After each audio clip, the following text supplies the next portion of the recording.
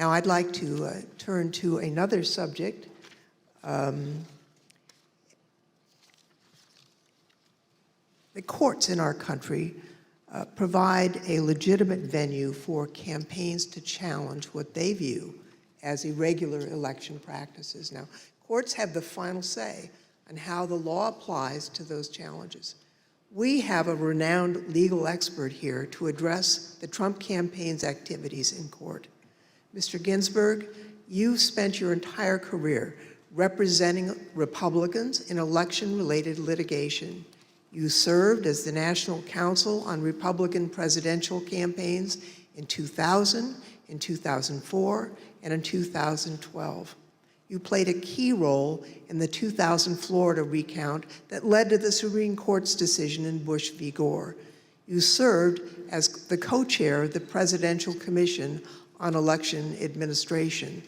I think it's fair to say you're the most prominent Republican lawyer who's litigated in the election field. Now, you've analyzed the Trump campaign's litigation pretty carefully. What's the normal process for post-election litigation? How is the Trump campaign's different from the kinds of post-election litigation you've been involved in and know about? In the normal course of things, any campaign on the night of the election and the days after will do a couple of different things. One is that they'll analyze precinct results to look for abnormalities in the results, and they'll send people to those precincts to ask more questions. Secondly, all campaigns will have poll watchers and poll workers and observers in the polling place. And so campaigns will talk to those people if they saw any irregularities that could cause problems in the election. Now, the Trump campaign talked pre-election about having 50,000 poll workers.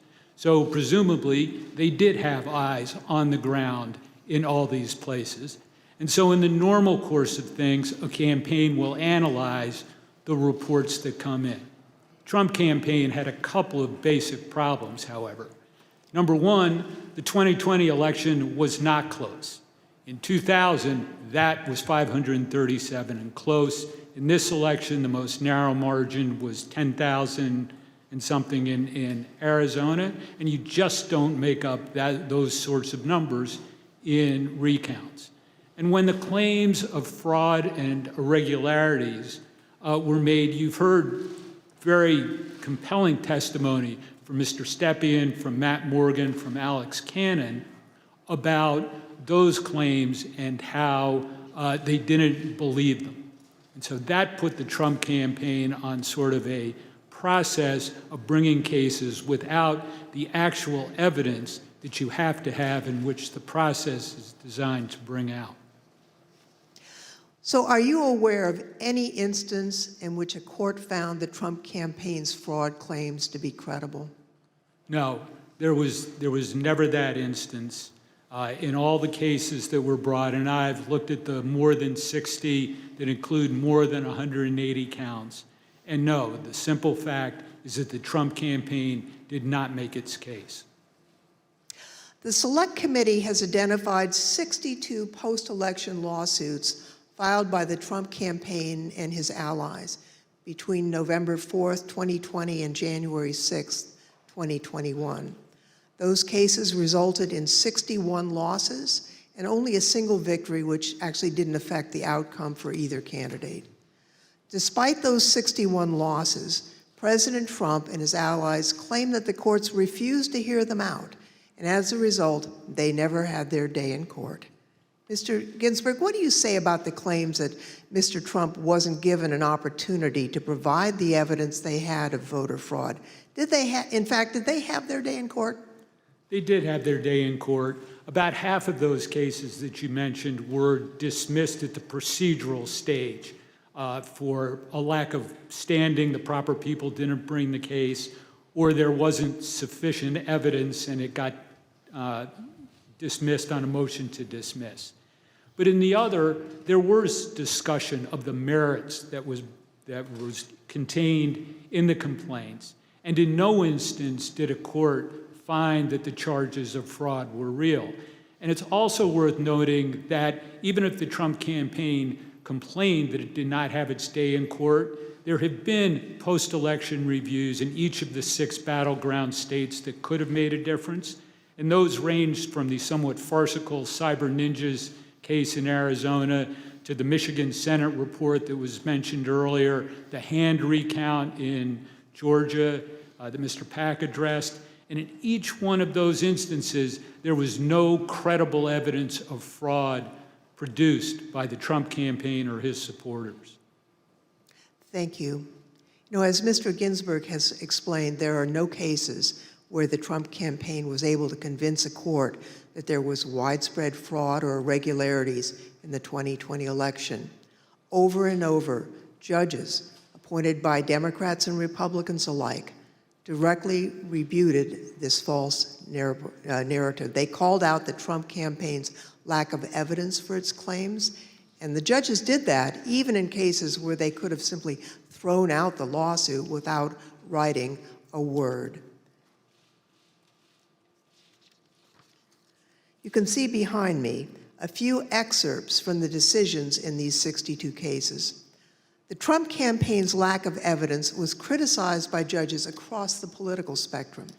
In Pennsylvania, a Trump-appointed judge concluded, quote, "Charges require specific allegations and proof. We have neither here."